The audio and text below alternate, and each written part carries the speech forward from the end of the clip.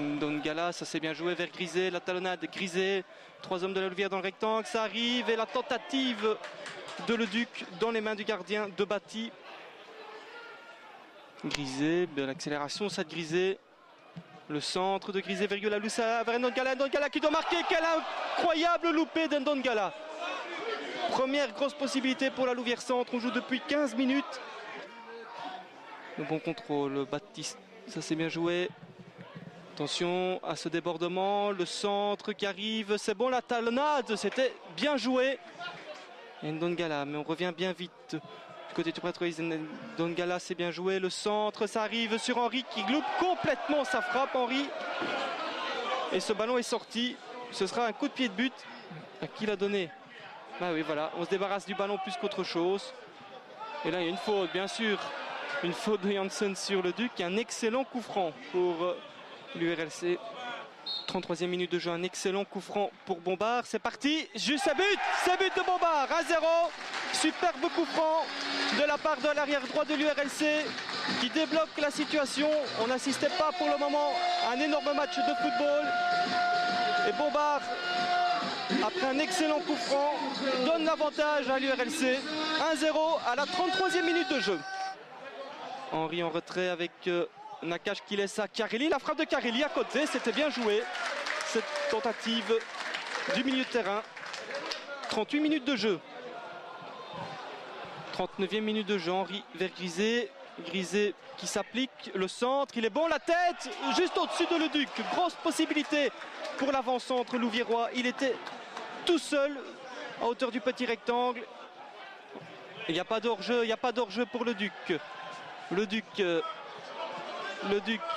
qui attend, le Duc qui frappe, elle est belle. L'arrêt du gardien, c'est repoussé, Yula-Loussala pour le 2-0, oui 2-0 pour l'URLC, 41e minute de jeu et c'est mérité.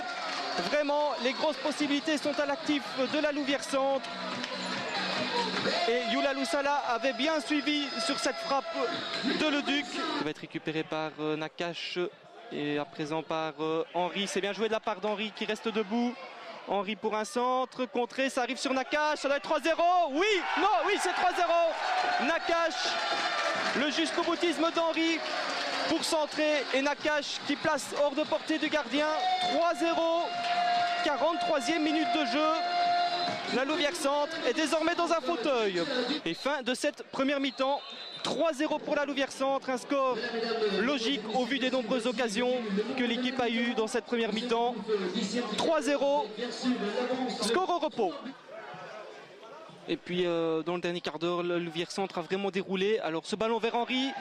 Henri qui se présente face au gardien, Henri qui dribble, qui frappe et c'est 4-0 à la 47e minute de jeu. Eh bien la Louvière Centre redémarre sur les chapeaux de roue. Première occasion dans cette seconde mi-temps, Henri en face à face avec le gardien, qui le dribble et qui pousse dans le but vide, ou presque vide du moins, malgré le retour du défenseur. 4-0. Le coup franc, 48e minute de jeu, Bombard, similaire au premier. Bombard, c'est contré, coup de coin. Il me semble que c'est Henri pour le donner. C'est parti, c'est bien donné, ça arrive, le Duc, c'est goal, 5-0. 49e minute de jeu, le Duc qui fait 5-0. Un ballon qui est arrivé un peu chanceusement sur l'avant-centre de la Louvière Centre, qui était bien esselé et qui n'a plus qu'à pousser ce ballon, crucifié une fois de plus de Bati. 5-0. Non, oui, c'était Vassmans qui a rejoué avec ici Stéphanie qui a joué. Attention, cette tentative de loin.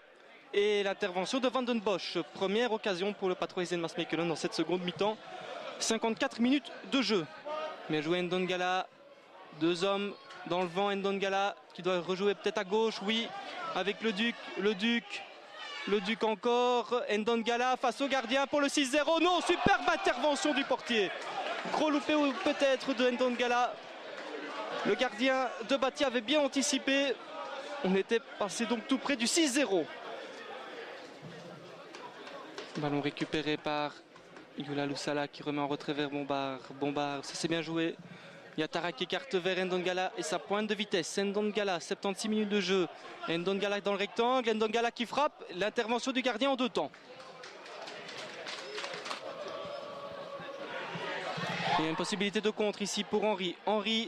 Henry encore dans le rectangle, la frappe d'Henry, ça va être but. Non, coup de coin.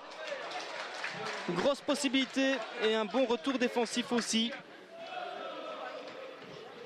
Afsi qui a joué avec Lambrek qui passe, Afsi au ballon, Afsi pour le 5-1, non, Van den Bosch. 84e minute de jeu.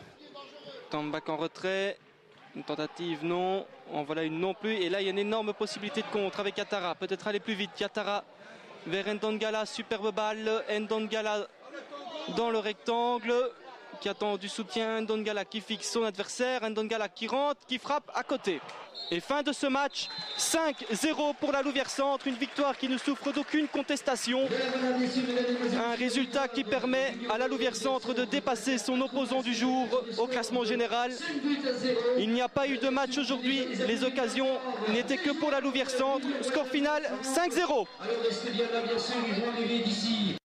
Un match assez difficile au début et puis une fois que le premier but a été marqué, l'équipe a été libérée. Oui, tout à fait. Bon, on sait que Maasmechelen est une équipe qui aime très bien jouer au football. Je veux dire, donc fatalement pour nous, ça nous convient peut-être un petit peu mieux que des équipes qui bétonnent derrière.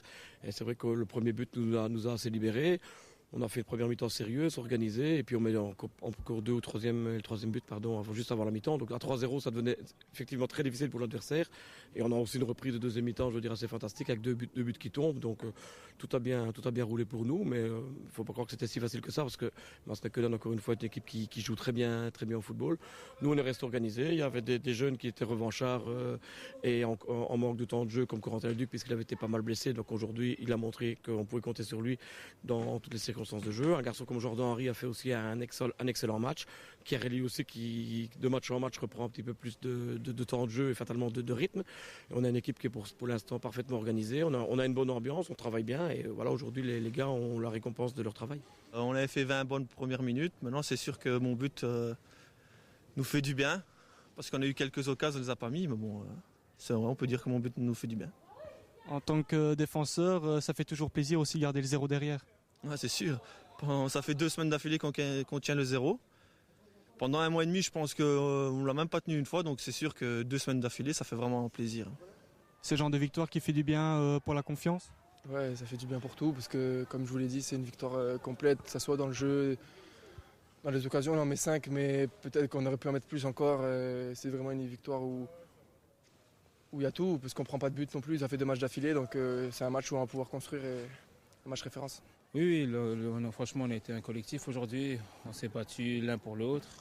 Quand quelqu'un faisait une erreur, l'autre essayait de le rattraper. Et on a joué vers l'avant. On a fait la pression comme le coach l'a demandé et ça a payé. On a marqué rapidement en deuxième mi-temps et on a tué le match. Et c'est ça qui a fait que le score est de 5-0 à la fin du match.